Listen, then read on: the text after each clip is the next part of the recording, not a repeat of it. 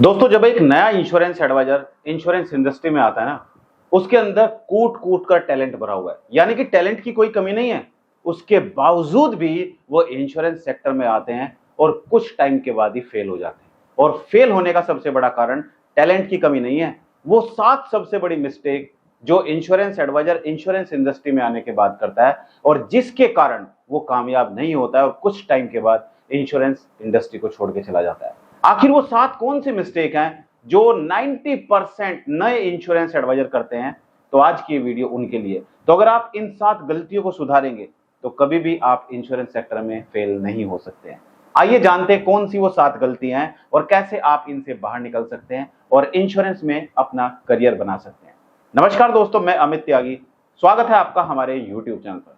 अगर आप हमारे YouTube चैनल पर पहली बार जुड़े हैं, चैनल को सब्सक्राइब करना मत भूलिएगा और साइड में जो बेल आइकन है उस पर क्लिक करके नोटिफिकेशन बेल को ऑल पर सेट कीजिएगा। और अगर आप हमारी वीडियो हमारे फेसबुक पेज पर देख रहे हैं, हमारे फेसबुक पेज को लाइक कीजिए, फॉलो कीजिए और वीडियो अच्छी लगे तो वीडियो को लाइक और शेयर जरूर कीजिएगा।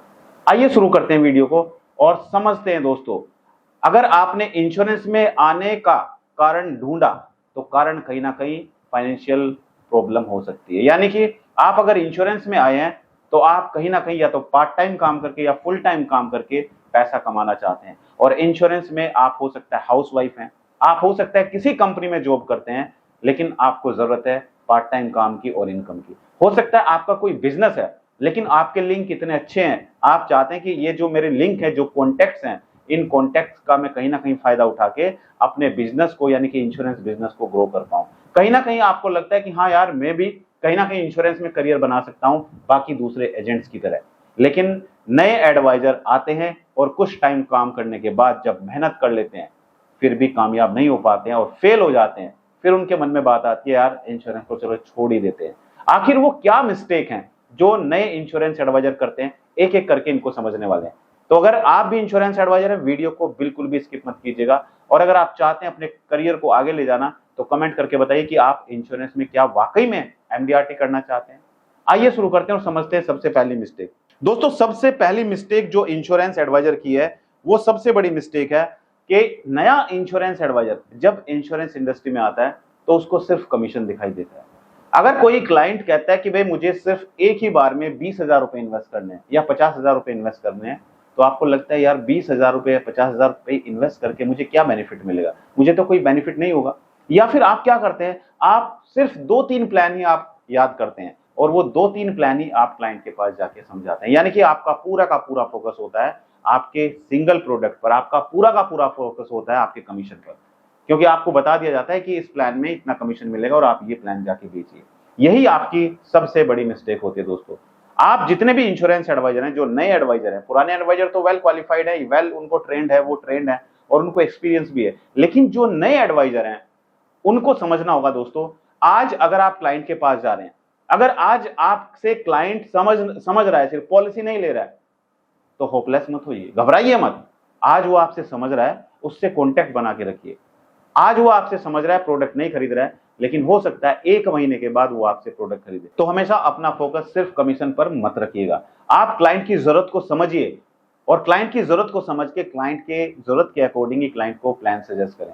अगर उसको चिल्ड्रन प्लान चाहिए अपने बच्चे के लिए, तो उसको बताइए कि उसका बच्चा बड़ा होकर किस तरीके से इस पैसे का फायदा उठा सकता है अपनी एजुकेशन में। अगर बेटी है तो बेटी की पढ़ाई के लिए और बेटी की शादी पर आप फोकस कीजिए। अगर वो चाहता है अपने रिटायरमेंट के लिए, तो पूरा का पूरा फोकस सिर्फ रिटायरमेंट पर रखिए, राइट। अगर वो चाहता है सिंगल प्रीमियम इन्वेस्टमेंट प्लान, यानी कि एक ही बार में इन्वेस्टमेंट करना, तो आपका सिर्फ फोकस होना चाहिए सिंगल प्रीमियम पर, यानी कि सिर्फ सिंगल प्रीमियम आप प्लान उसको सजेस्ट करेंगे। आप उसको कंफ्यूज नहीं करेंगे अलग अलग प्लान में। दूसरी सबसे बड़ी मिस्टेक है दोस्तों, ट्रेनिंग की कमी। आप सब इंश्योरेंस एडवाइजर, जितने भी नए इंश्योरेंस एडवाइजर हैं, इंश्योरेंस एजेंसी मिल गई और डेवलपमेंट ऑफिसर बोलते हैं जाओ पॉलिसी करके लाओ, और आप बिना किसी ट्रेनिंग के, बिना किसी नॉलेज के फील्ड में उतर जाते हैं। और जब सामने वाला क्लाइंट आपसे 2-4 सवाल पूछ लेता है और आपको कोई आइडिया नहीं होता, जहां से बिजनेस आ सकता था वहां से अब बिजनेस नहीं आता है और वो क्लाइंट किसी दूसरे एडवाइजर से पॉलिसी खरीद लेता है। ये किसके कारण हुआ है दोस्तों? ये हुआ है ट्रेनिंग की कमी के कारण। यानी कि आपको फील्ड में तब तक नहीं जाना है जब तक आप कॉन्फिडेंट नहीं होंगे कि हाँ, मुझे हर एक प्रोडक्ट की जानकारी है, मुझे अपने कॉम्पिटिटर के बारे में जानकारी है। क्लाइंट मुझसे 10 सवाल करेगा, मैं उन 10 सवालों का जवाब दे सकता हूं। कैसे हमारी कंपनी बेस्ट है, कैसे हमारी कंपनी दूसरी कंपनी से ज्यादा रिटर्न्स दे रही है, कैसे हमारी कंपनी की परफॉर्मेंस उस टाइम में भी अच्छी रही है जब लॉकडाउन लगा हुआ था, कैसे हमारी कंपनी बाकी दूसरी कंपनियों से आगे है, आपको पता होना चाहिए। कब आपकी कंपनी स्टार्ट हुई, आपकी कंपनी के एमडी कौन है, आपकी कंपनी के चेयरमैन कौन है, ये सब आपको पता होना चाहिए, क्योंकि हो सकता है क्लाइंट आपसे सवाल भी कर ले। कौन कौन नोट कर रहा है अपनी डायरी में, कमेंट करके मुझे जरूर बता दीजिए।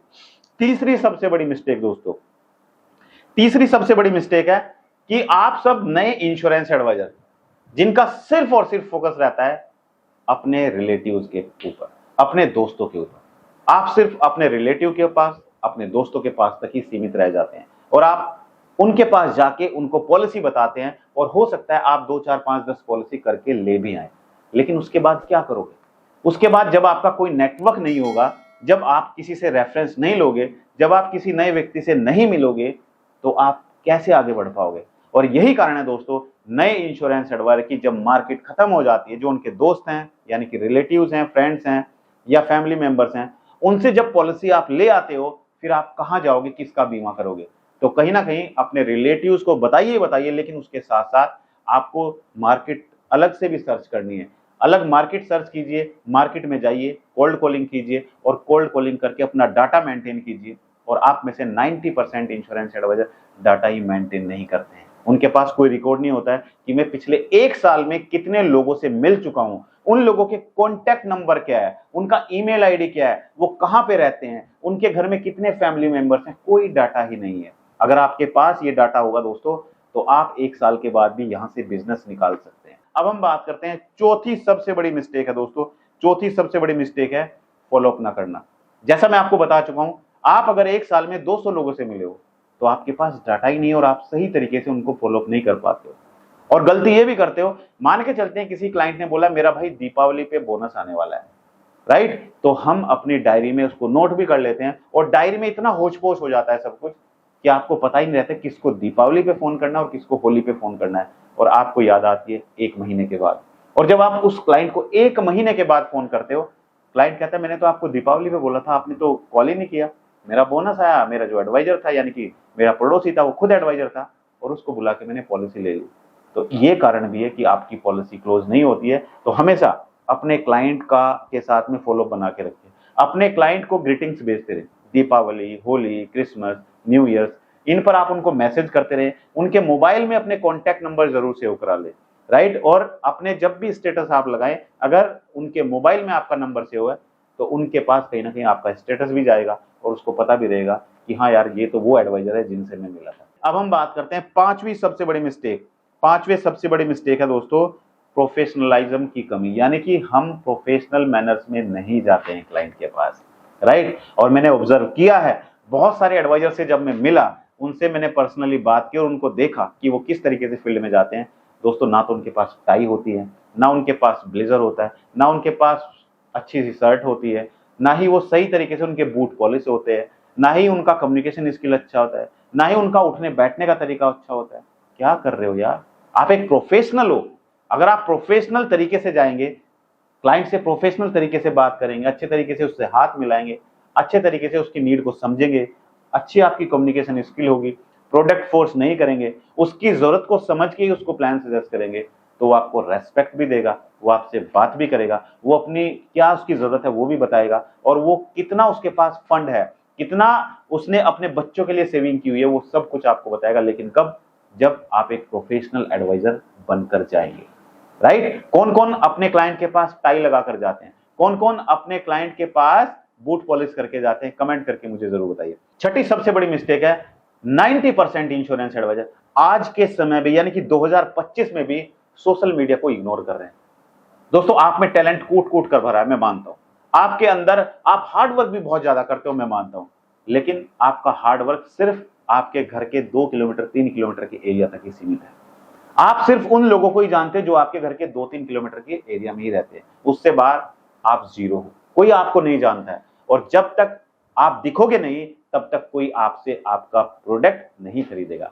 दोस्तों ना तो हमारी सोशल मीडिया पर कोई प्रेजेंस है, अगर कोई गूगल पर आपको सर्च करेगा तो गूगल पर आपका नामो निशान नहीं है, अगर कोई फेसबुक पर आपको ढूंढेगा वहां पर आपका नामो निशान नहीं है, कैसे लोग आपके पास आएंगे? आज अगर कोई ट्रैवल करके अमेरिका से इंडिया में आता है और 1 महीने के लिए वो आता है अपने परिवार के पास, उसने सोचा यार चलो कुछ पैसा है, चलो इसको लाइफ इंश्योरेंस पॉलिसी में इन्वेस्ट कर देता हूं। वो किसी को नहीं जानता एडवाइजर को, वो क्या करता है गूगल पर जाता है, सर्च करता है और वो वहां पर जो उसको एडवाइजर दिखाई देता है उसको कॉल कर देता है। लेकिन आपका नाम नंबर वहां पर नहीं है, तो आपके पास कैसे लीड्स आएंगी, कैसे आपको क्लाइंट्स मिलेंगे? तो कहीं ना कहीं हमें सोशल मीडिया पर आने की जरूरत भी है, आपको कहीं ना कहीं यूट्यूब पर आने की जरूरत है दोस्तों। अगर आप चाहते हैं कि आपको दुनिया देखे, अगर आप चाहते हैं कि आपका नाम भी फेमस हो, लोग आप पर ट्रस्ट करें, तो कहीं ना कहीं आपको वीडियो के माध्यम से लोगों के पास पहुंचना होगा। और वीडियो के माध्यम से पहुंचने का सबसे बेस्ट तरीका दोस्तों यूट्यूब प्लेटफॉर्म। यूट्यूब पर वीडियो बनाने का कोई पैसा नहीं है, फ्री में आप वीडियो बना सकते हो, लेकिन आपके अंदर टैलेंट होना चाहिए, आपके अंदर हिम्मत होनी चाहिए। अब आप में से बहुत सारे एडवाइजर होंगे जो कहते हैं सर हमें तो सोशल मीडिया का ज्ञान भी नहीं है, हमें तो कुछ नहीं पता है। तो भाई आप लोगों के लिए मैंने लॉन्च कर दिया डिजिटल मार्केटिंग कोर्स, उन सभी इंश्योरेंस एडवाइजर के लिए जो इंश्योरेंस में करियर बनाना चाहते हैं, जो सोशल मीडिया पर आना चाहते हैं और सोशल मीडिया के थ्रू लीड जनरेट करना चाहते हैं। ये डिजिटल मार्केटिंग कोर्स सभी insurance advisor Google Play Store पर जाकर, हमारी एप्लीकेशन है अमित त्यागी, इस एप्लीकेशन को डाउनलोड कर लीजिए अपने मोबाइल में और वहां पर जाकर आप इंस्टॉल करेंगे तो वहां पर हमारी लाइव क्लासेस चलती हैं, यानी कि आप डिजिटल मार्केटिंग सीख सकते हैं, वो भी लाइव क्लास में। जल्दी से फटाफट डाउनलोड कर लीजिए और हमारे कोर्स को आप ज्वाइन कर सकते हैं अगर आप सीखना चाहते हैं। सातवीं सबसे बड़ी मिस्टेक दोस्तों जो आप सब इंश्योरेंस एडवाइजर करते हैं वो है क्लाइंट एजुकेशन पर फोकस नहीं करते हैं आप। यानी कि आप जीवन लक्ष्य, जीवन लाभ, जीवन तरुण जाते हैं, क्लाइंट के पास बैठते हैं और क्लाइंट को जाके पॉलिसी समझाना शुरू कर देते हैं। यानी कि आप क्लाइंट को एजुकेट नहीं कर रहे हो, आप सिर्फ अपना प्रोडक्ट बेचने जा रहे हो।